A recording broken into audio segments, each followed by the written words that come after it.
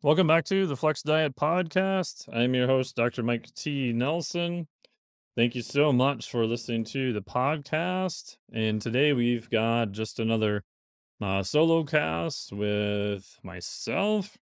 I've been super busy trying to get a bunch of deadlines and creation of stuff done, but I still wanted to answer some questions that you had. This week we've got a question about at what point does zone 2 or 3 cardio become beating a dead horse? Are you just sitting on a bike for 2 to 5 hours a day, not getting any benefits? Another question was about long haul COVID, or more specifically POTS. So, not like something you would cook in, but POTS standing for postural orthostatic tachycardia syndrome. Basically, you get lightheaded when you stand up real fast. So, talk a little bit about that, and that is related somewhat to cardiovascular capacity. And then, what do you do about low blood pressure and exercise? How would you deal with that? So, those are our three questions this week on the Ask Me Anything edition.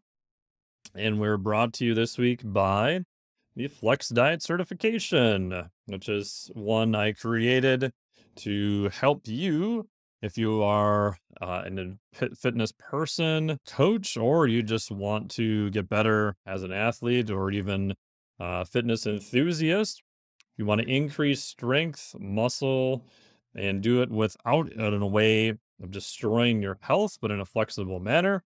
The Flex Diet Cert is 8 different interventions from your macronutrients, proteins, fats, carbohydrates, to fasting, to sleep, micronutrition, exercise, NEAT.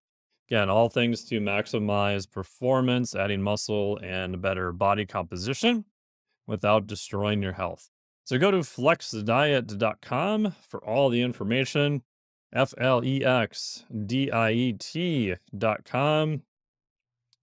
It is most likely not open at this point, but you can get onto the wait list. You'll be notified as soon as it opens again.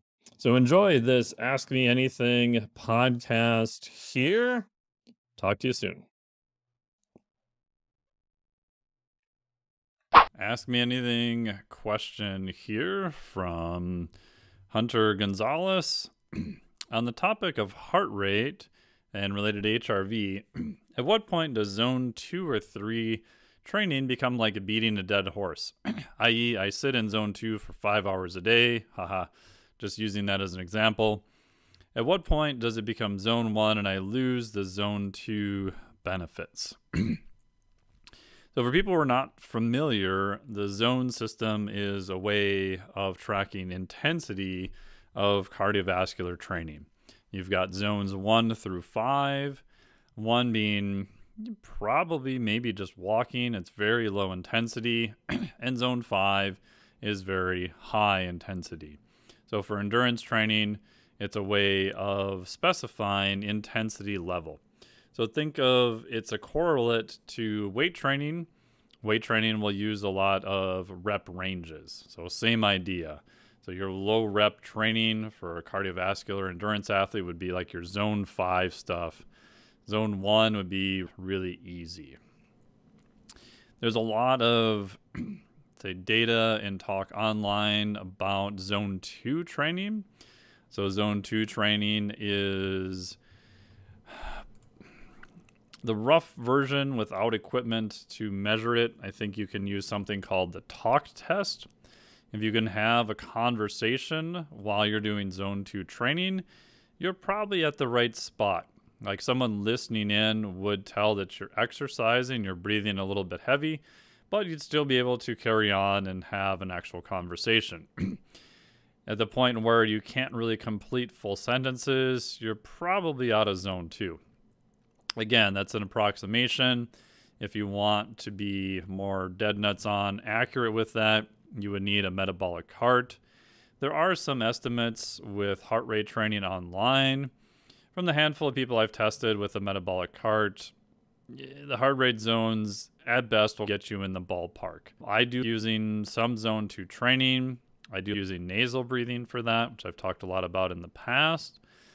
But at some point, you're not really going to get any more benefits from zone 2 training, in my opinion. This kind of goes against some of the research in that area, but we have to take into context what the research is looking at. If you're a very high level cyclist, I do think that there's a good place for a fair amount of zone 2 training in your overall training plan. Now, again, we could argue if the athlete is getting benefits from that zone 2 training, especially after they've done it for quite a while. Their fat max is very high. So this is the point at which you're using the maximum amount of fat as an energy source. But I think the main benefit in higher level athletes with zone 2 training is that they're not out beating the crap out of themselves doing real high intensity work again. So what I found with just a handful of endurance athletes I've worked with or tested, they tend to stay around the same zones. For a lot of them, that's an intensity that's a little bit too high. So the easiest thing I'll do is look at someone's program, and if they're constantly between zone 3 and 4, then I'll go with the kind of more split or what's called polar training approach. A lot more zone 2 work, and then a little bit more zone 5. So zone 5 would be like your classic high intensity interval training, where we're really going to push you hard. Heart rates are going to be high. You're going to recover and then do that again. Zone 2 is going to be much longer duration, and we're trying to build up that low end. But at some point, if someone's been doing a lot of zone 2 training for, let's say, 2 to 4 hours a week for 8 to 12 weeks, I'm not super convinced that they're going to continue to get more benefit from that. Yes, you do get the benefit of movement. So you could argue that if you have a more sedentary lifestyle, your step count is a little bit lower, you're behind a computer most of your day because of what you're doing.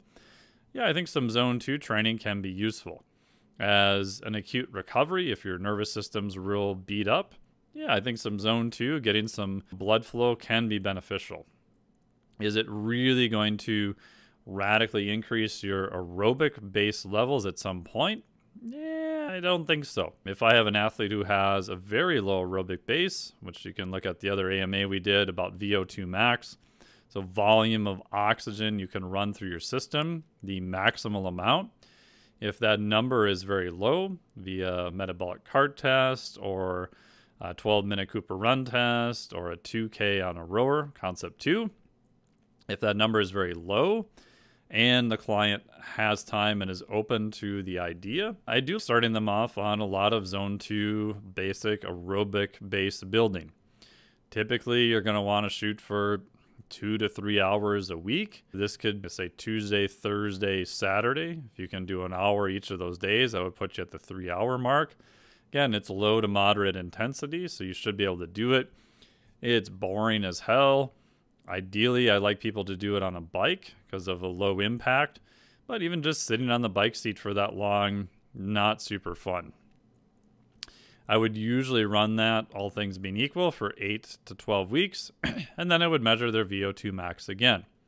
Normally, we see a nice uptick in their VO2 max, and we've expanded their base, and if you're looking at a metabolic cart, usually they're better at using fat as a fuel to do that.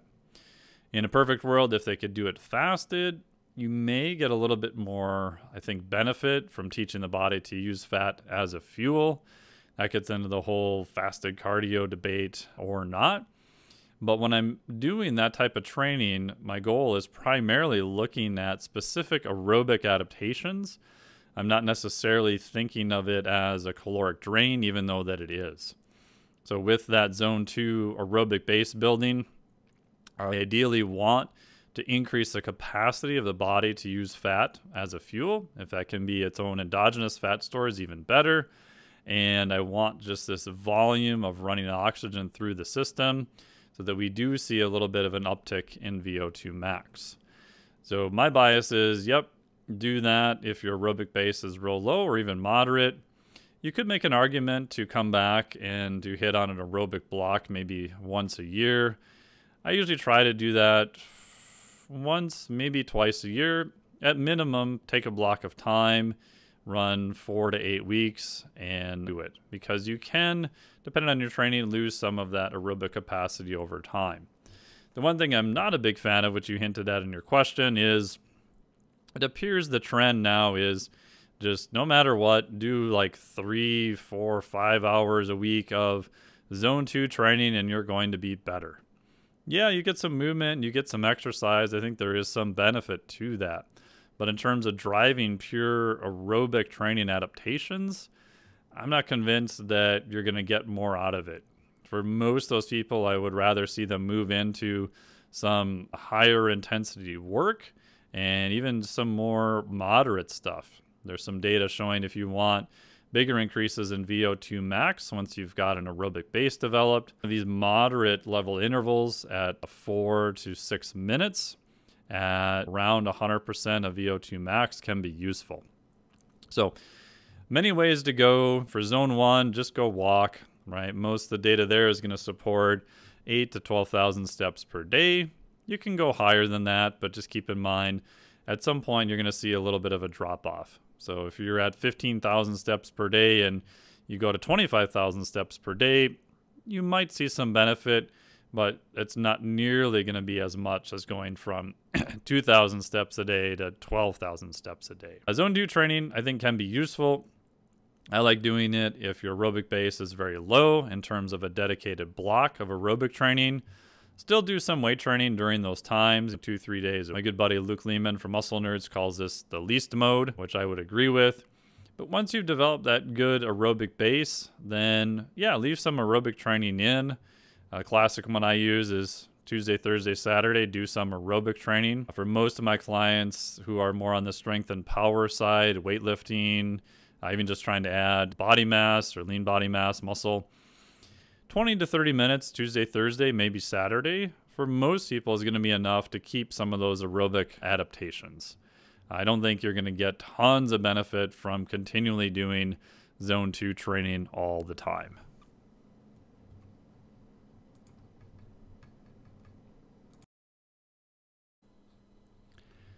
EMA question, and 2 of them from Dr. Scott Hope. How would you recommend to train clients with long-haul COVID, or how would you train clients for POTS? So I'll answer the POTS one first. So POTS is something called postural orthostatic tachycardia syndrome. It's, in short, a condition that affects blood flow. So these patients normally will feel very lightheaded, fainting, rapid heartbeat when they stand up from a reclining position. So if we think about mechanically what's going on in a normal response, if I'm seated and I stand up really fast, my blood vessels and heart rate have to correlate to make sure my brain is getting enough blood flow, therefore oxygen. You will see an increase in heart rate because we need to get more blood flow around the body.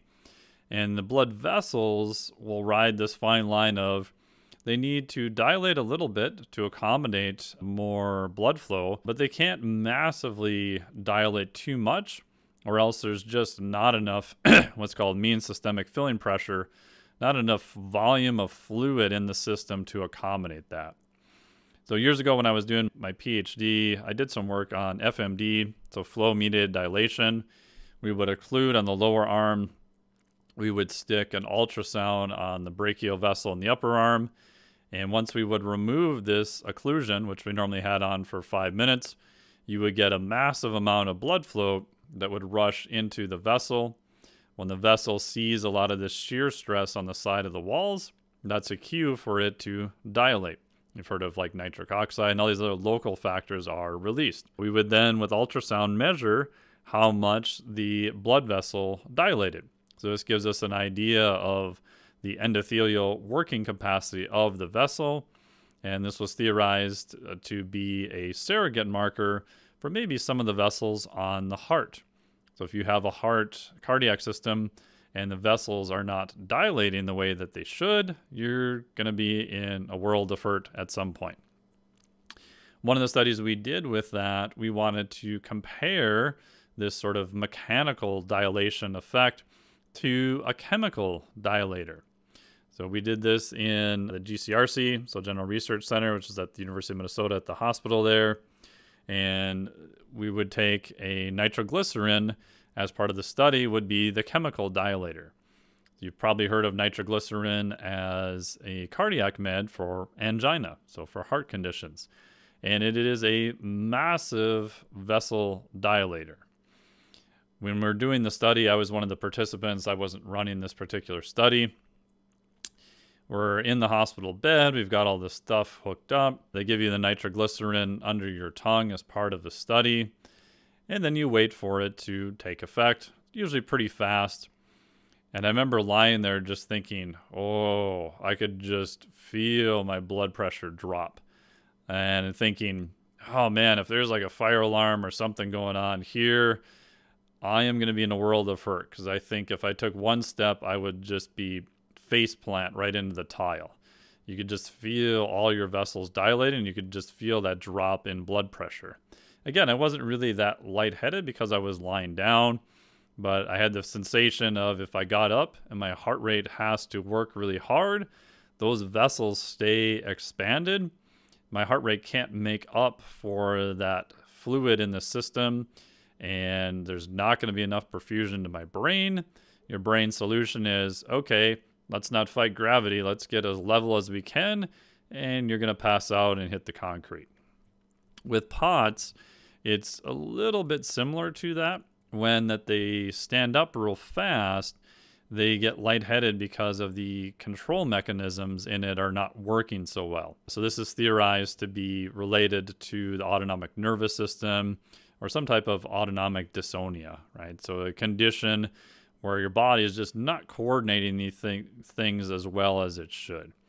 Usually what you do with this is that these patients tend to be very exercise intolerant, and a little bit too much exercise can put them over the edge. They can become dizzy or lightheaded.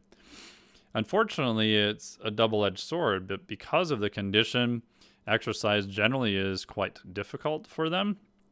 So they tend to be very detrained at the same time. So my bias on that is, number one, work with a good clinical neurologist to try to assess the POTS condition itself. There's different tests, there's different procedures that they can do. I'm an associate professor at the Carrick Institute, so you can go on their site. You can find a lot of education for that. They do a lot of education for functional neurology or clinical neurology. So that would be my bias, to find a doctor who's well-versed in that and then work with them. On the exercise component, I've worked with a few patients in conjunction with a clinical neurologist, and we just start with generally a rower or a bike and very low levels of exercise, and we want them to stop before they have any symptoms or side effects or lightheadedness or anything. And then we'll monitor them day by day using heart rate variability. So in the morning, we're using heart rate variability to give us an idea of feedback from their body to see, ooh, did we push them a little bit too hard with exercise, or are they doing okay? Now, again, it's not necessarily perfect because of their condition. Lots of things can affect their autonomic nervous system. But what I found is if you go really slow, right? So some people are literally going to row for 30 seconds at a pretty moderate pace. That might be all they do that day. We'll check their heart rate variability. Oh, looks like it's pretty good. All right, so we might go 30 seconds again the next day. And the goal over time is to build them up in exercise capacity. The tricky part is you can't really do a lot of max testing, I've noticed, with the handful of these patients I've worked with, because they do tend to get very symptomatic. And they are a little bit easy to push over the edge, whether that's because of the disease process itself or because they have generally a low aerobic base. So I find monitoring with heart rate variability, making sure we're slowly increasing the amount of cardiovascular exercise is where I would target first. And the goal is that hopefully over time, the body can learn to re-regulate some of these mechanisms, and especially as they're doing other things with the clinical neurologist. Again, based on the research, that would be my bias as to what direction to go. In terms of long haul COVID, right now, I think all of the one-on-one clients, the M3 clients, I have had COVID at one point or another. Some of them have had it a couple times. What I generally see is, in not all cases, but in quite a few cases that appear to still be lingering, their aerobic levels, their aerobic base levels are very low. There is at least one study I know of, I'll try to link to it, that's been published on that. I don't know if it's because of the disease process itself, the virus, or that normally when you're more symptomatic, you just can't really do much of any exercise during that time. Your activity level is less.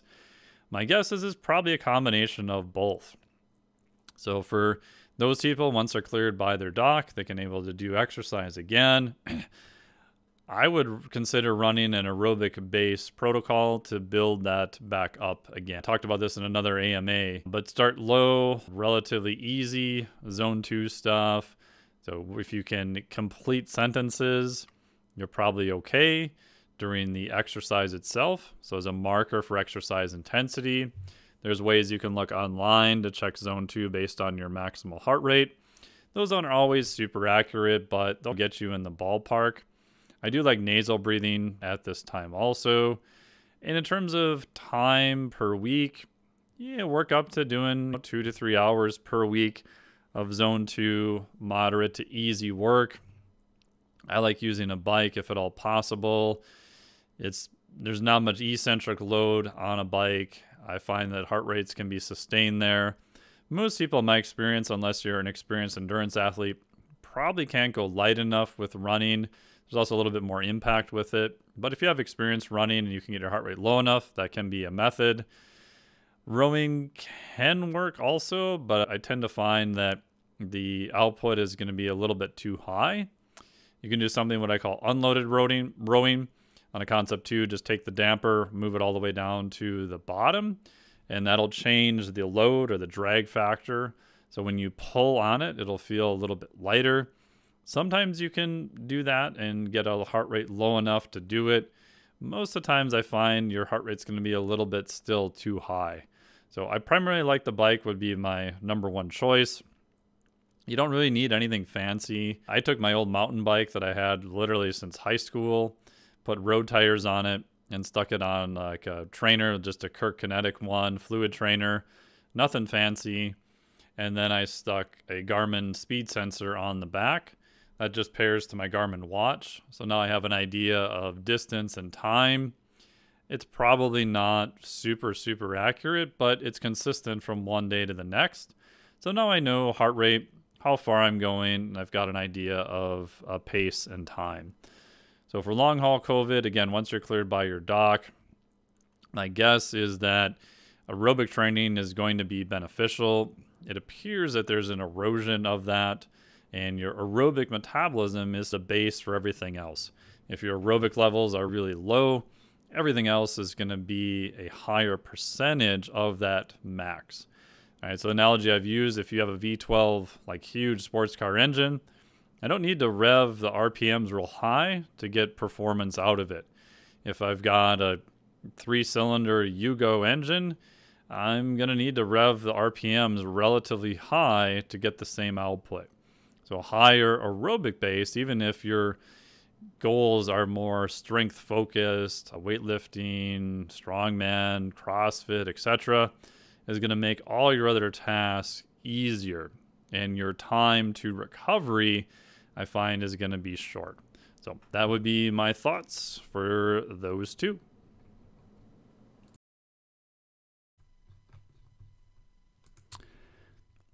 AMA question. What about low blood pressure and exercise? How would you deal with that? That one can be a little bit tricky. Obviously, you want to work with your physician on that. Make sure you're not becoming symptomatic or at risk of passing out with heavy weight and causing any mechanical trauma. I've worked with a few people who have reported similar things, and it's anecdotal, but what we've had pretty good luck with is increasing sodium levels and increasing fluid levels. Again, anytime you're going to increase sodium levels, You want to make sure that you don't have salt-sensitive hypertension. Just because you have hypertension, you may or may not be sensitive to salt. You can do measurements at home. You can get automated blood pressure measurements now, which is good. Talk to your doc and just see if you're in that category or not. But again, that would be on the high blood pressure side. In this case, you're talking about low blood pressure. And as I mentioned, pretty good results with higher amounts of sodium and fluid. What I'll typically start with is around 1,000 milligrams of sodium per 1 liter of fluid. I do using Element, which is LMNT. So I am an affiliate for them, so we'll have a link down below. You can just place more sea salt in water, but as you would expect, it tastes like salty water and consuming it and compliance can be an issue. I've tried to doctor it with a whole bunch of other stuff and haven't had the best luck. So the thing I really do like about Element, and there are other brands out there, is that they make consumption of higher amounts of sodium pretty darn tasty, which is amazing. In terms of amount, it's going to vary. The first question I ask is, do they salt any of their food? And the assumption here is that we're dealing with someone who has a relatively low sodium background already. What I found with athletes who are eating mostly whole foods, not a lot of processed foods, is that their sodium levels appear to be low. And when we've bumped them up, performance tends to be a lot more consistent, even with not being in super hot and humid environments. It is a little bit tricky. Everyone's going to sweat different amounts. They're going to sweat different amounts of sodium and different electrolytes. But again, if you're talking about a healthy population who doesn't have high blood pressure, I like going higher on sodium. I started doing that probably about 3.5, 4 years ago now. And I've just noticed in myself and with clients, exercise performance in terms of consistency is much better. In terms of amounts, again, it's variable. Total amount I've noticed 3 to 6 grams of sodium per day, which I know seems crazy high. But again, these are people who are generally metabolically healthy. They are eating whole foods, so their background of sodium intake is not real high. Again, I wouldn't recommend that the average American whose sodium is real high, their butt looks like a couch cushion, and they don't exercise, that they need more salt. No, they probably have more than enough sodium. They just need to drink water instead of whatever else they're drinking. But for athletes, I found more sodium can be beneficial, especially if the blood pressure is quite low. So we've done this on a few people, and symptomatic-wise, they've done substantially better. So I would play around with, paradoxically, more sodium. One side note is if sodium levels have been really low for a while, as you switch over to higher sodium, you can notice some temporarily like puffiness or even frank edema as your body is trying to sort out more fluids and sodium levels. So usually that lasts, in my experience, 3 to 4 days, sometimes a couple of weeks in extreme cases. And then after that, it figures it out and you're fine. Not everyone experiences that, but if your sodium levels have been super, super low, your systems like the renin-aldosterone-angiotensin system and these systems that are designed to keep homeostasis, they get super, super sensitive because they're like, hey, we don't have much sodium around, so we need to retain as much sodium as we possibly can. And then when you start loading more sodium in it, it takes a while for those systems to then re-regulate and hit another baseline. So I would consider playing around with higher amounts of sodium. Anecdotally, in most cases we've seen that does help. And this is bumping up your mean systemic filling pressure. So you're having just a little bit more blood volume also, which can help in those cases. And let me know how it goes for you. And again, if you're looking for, there's different electrolyte supplements on the market now. Again, my bias and favorite is Element because it is higher sodium and it's very tasty. You can find the link below, and I am an affiliate for them, so I do make a little bit of money off it, but I've been using them now for probably like 4+ years, and it has been really beneficial. Thank you so much for listening to the podcast today. Thank you so much for all of the Ask Me Anything questions. Really appreciate it. Helps me answer questions that are specifically ones that you would like answers to. You can submit some at the forum you'll find in your favorite podcast reader or on the website below here. I would love to hear from you. I'll do my best to answer your particular questions. So podcast today was brought to you by the Flex Diet Certification. Go to flexdiet.com, FLEXDIET.com, to learn all about 8 different interventions to maximize performance, strength, and better body composition, all without destroying your health in a flexible manner. Go to flexdiet.com for all of the details there. Thank you so much once again for listening to the podcast. I really appreciate it. I hope to hear from you soon. If you found that this one was useful and someone might benefit from the information, please pass it along to them. You can also leave us whatever stars you feel are appropriate in the review, and we will talk to you next week. I have a good mind to go home. You had a good mind, you wouldn't be here in the first place.